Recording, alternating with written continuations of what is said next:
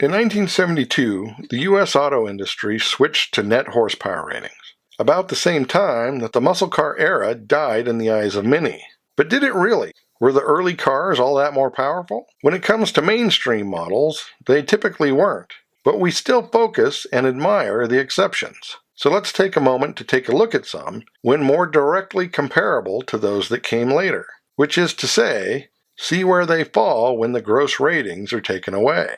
Let's start simple with the early Mustangs. Your basic 4-barrel 289 GT was rated at 225 gross horsepower. But if the net ratings were in effect at the time, it would have been around 145.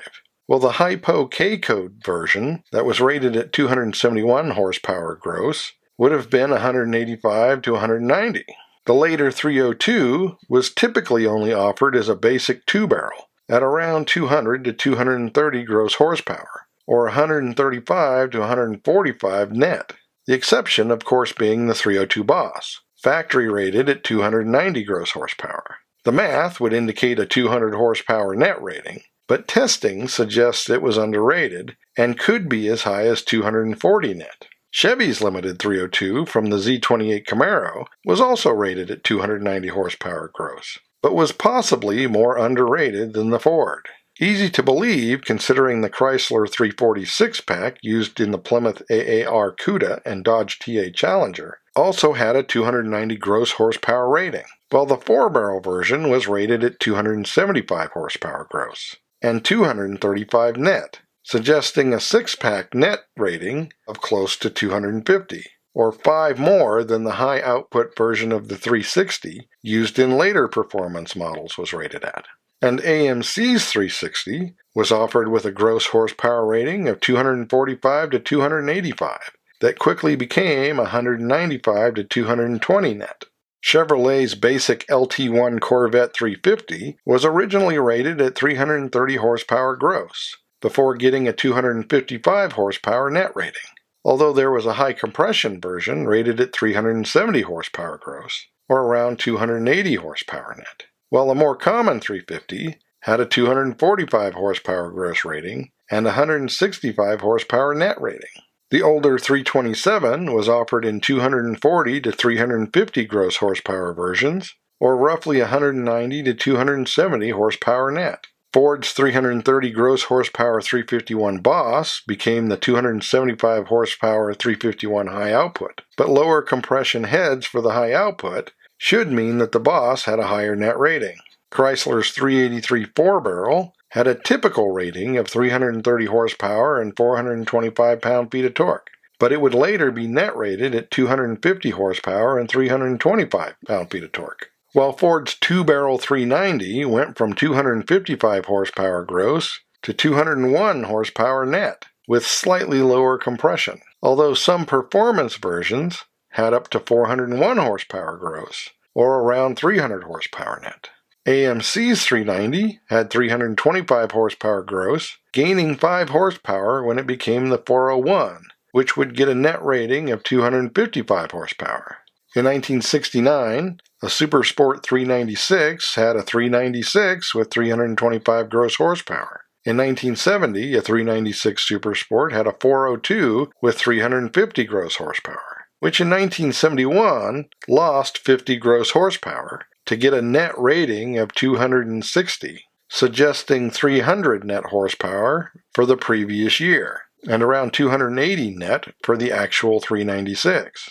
Pontiac's 400 came in several variants, ranging from 265 to 350 horsepower gross, with the 300 gross horsepower version getting a 250 net horsepower rating in the Firebird and a 255 horsepower rating in the GTO, while early versions of the Pontiac 455 were rated at 325 to 370 gross horsepower, with the base model being re-rated at 255 horsepower in the Firebird and 260 in the GTO, while the 335 gross horsepower high output version only dropped to 310 horsepower net, same as the later Super Duty version of the Trans Am. So where did that put the 370 gross horsepower version? And the earlier 389 Tri-Power and 421 Super Duty were in the same ballpark, with the original GTO supposedly having a net rating in the 260 to 270 horsepower range, and the more powerful Grand Prix most likely exceeding 300. Oldsmobile's 455-powered 442 was offered in 340 to 375 gross horsepower versions, with net ratings that range from 275 to possibly as high as 320. Buick's GS 455 ranged from 315 to 360 horsepower gross, depending on the year and tune, or 255 to 280 horsepower net, although Buick was known to underrate engines for insurance purposes, perhaps explaining why the earlier GS 400 may have had more than 300 horsepower net in its Stage 1 form. Ford seemed to assign random numbers to their biggest engines. The race-ready FE 427 was rated at 425 gross horsepower. So was the tuned-down street version. The supposedly more powerful 428 Cobra Jet was only rated at 335 gross horsepower, and the 429 Cobra Jet 370 gross, 5 less than the less street-friendly 429 Boss. But after the move to net ratings, the 429 Cobra Jet was given a 208 horsepower rating, and lesser versions 165 horsepower, and the bigger 460 that replaced it 216 horsepower. While Chevrolet's standard 454 was rated at 365 horsepower gross and 285 horsepower net, where the LS6 had a 450 horsepower gross rating, and testing suggested approximately 335 horsepower net. But the L88 427 was considered underrated at 430 horsepower gross, meaning it was likely to be above 350 horsepower net. Over at Chrysler, the 440 went from 370 horsepower gross to 280 net, except the 6-pack, which only dropped to 330 horsepower net from 385 gross, while the 426 Hemi, with its 425 gross horsepower, was said to be about 350 horsepower net. Of course, the problem with attempting to do this sort of thing is that at best it relies on often inaccurate factory ratings, and at worst, oversimplified formulas that can't possibly account for all the variables, meaning all horsepower claims from the period should be viewed with at least a hint of skepticism, both before and after the transition. But that doesn't change the point of this video, which is that when comparing pre- and post-transition cars, one must take the transition into consideration.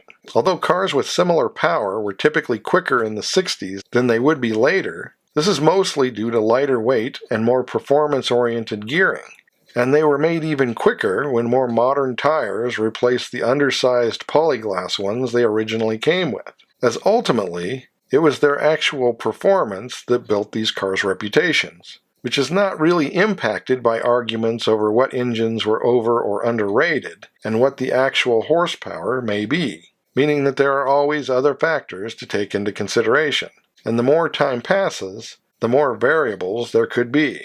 But as always, thanks for watching. Don't forget to comment below and like and subscribe.